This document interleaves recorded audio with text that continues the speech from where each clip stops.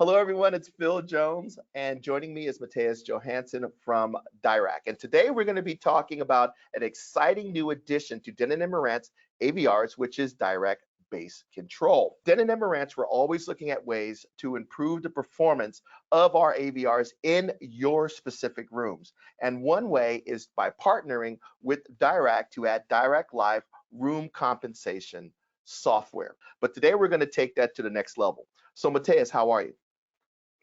Hi Phil, I'm really good and looking forward to this discussion. It's always a pleasure to be here and talk with you about new exciting launches. Mathias, can you talk a little bit about Dirac and Dirac Live room compensation? Sure. I mean, the company Dirac, we're all about digital signal processing to improve the sound of any kind of sound system, really. We measure a sound system and then we optimize it through digital signal processing. So all we do is software-based improvements to your sound system. And we're in a lot of different areas actually, but home audio obviously being one of our strategic key areas. The other one being automotive audio, where we're really big and it's been around for many, many years in a lot of premium audio systems. But we're also even in mobile phones, PCs, and headphones. So when it comes to Dirac Live, that's our room correction product, which is known for its impulse response correction. And impulse response correction is something that not everybody is familiar with, but it's about the time domain. So timing is everything in music, as most musicians will say, and we think that's true for audio systems as well. So the impulse response is measuring what happens when you send out an impulse to the system, like a drum beat. And what happens is it gets smeared out. So with impulse response correction, we're trying to make that as distinct and tight as possible. And that brings out another level of realism into the audio, and it brings out much better imaging and so on. So in addition to that, we of course do the frequency response correction. So we take a number of measurements around your listening area, and then we correct both impulse responses and frequency responses. That's what Dirac Live room correction does. Yeah, so we had covered this in detail in a previous video that we did back in Japan when we first added Dirac to our Denon and Marantz AVRs.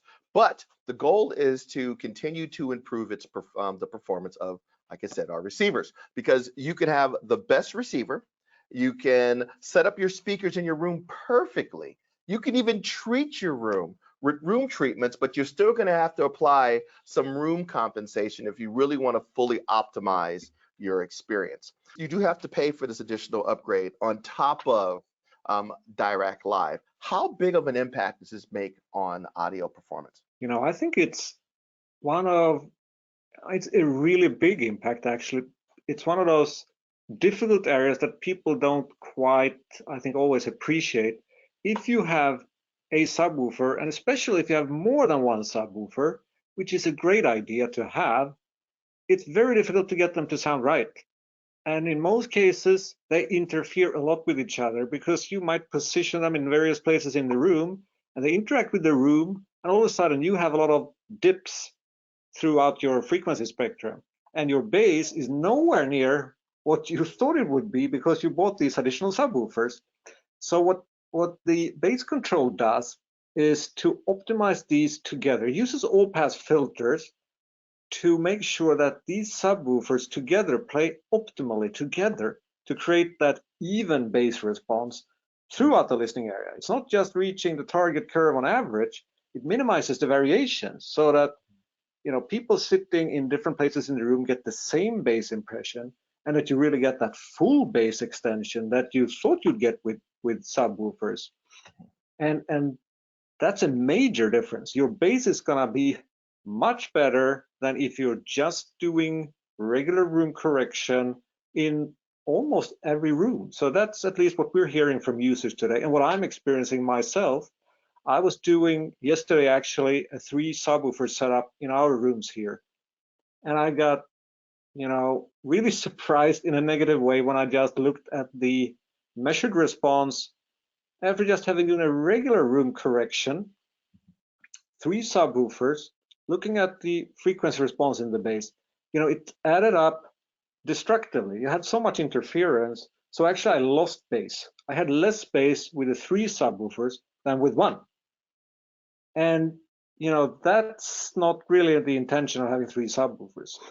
And when I turned that bass control on, all of a sudden I had that smooth bass, the variations got down, and bass extension further than I had. So it's a way to make sure that you're actually getting everything out of your system.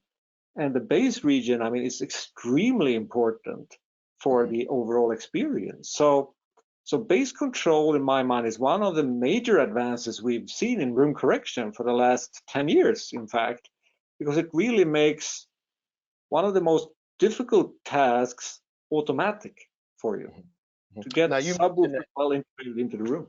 Yeah, because you mentioned that it's automatic and it's one of the more difficult things to do. A lot of people who are buying room compensation software limits its frequency response to just dealing with the bass regions, because that's where they have the most challenges. And that whole thing about the subwoofers, we actually experienced that here, where we actually have a room with 4 subs.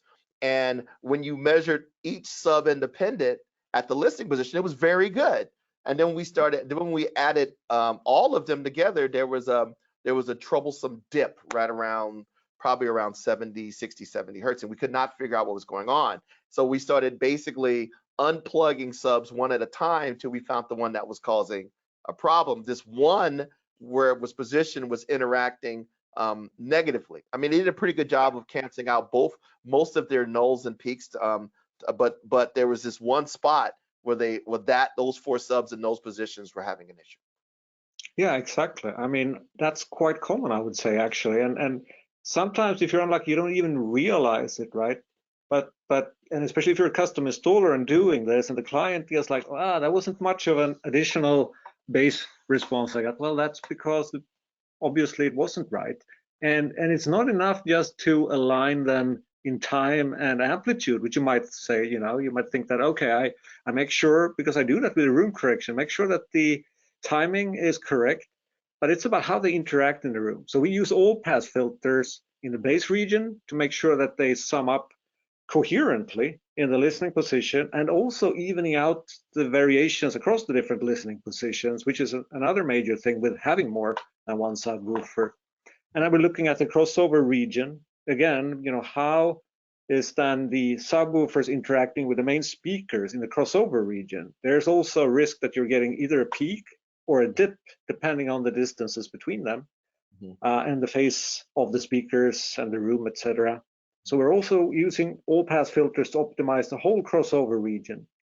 And in addition to that, the third thing, between the left speaker and the right speaker in the bass region. Because if you look at like a movie or whatever, the mono material and the bass region of the mono material needs to sum up in phase at your listening position. If it doesn't, you're going to get a hollow sound somehow. It's not going to sound good. You're losing energy. So we're dealing with that interaction as well in the crossover region.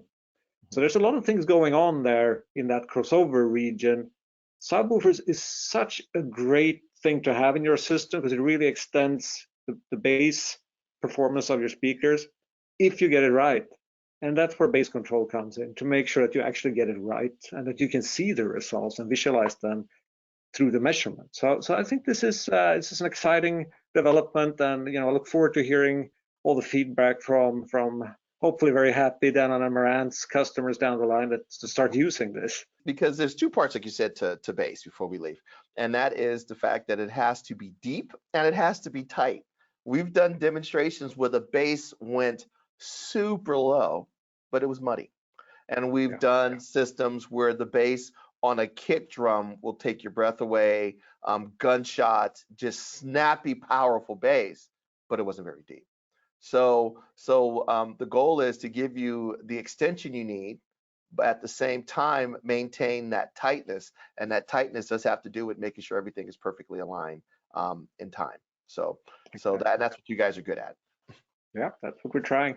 So Mathias, I am incredibly excited about this new addition to Denon and Marantz AVRs, and I look forward to a continued partnership with Dirac. Thank you, Phil. So do we, very much. Looking forward to this exciting launch. Okay, so take care, everyone, and we will talk to you soon.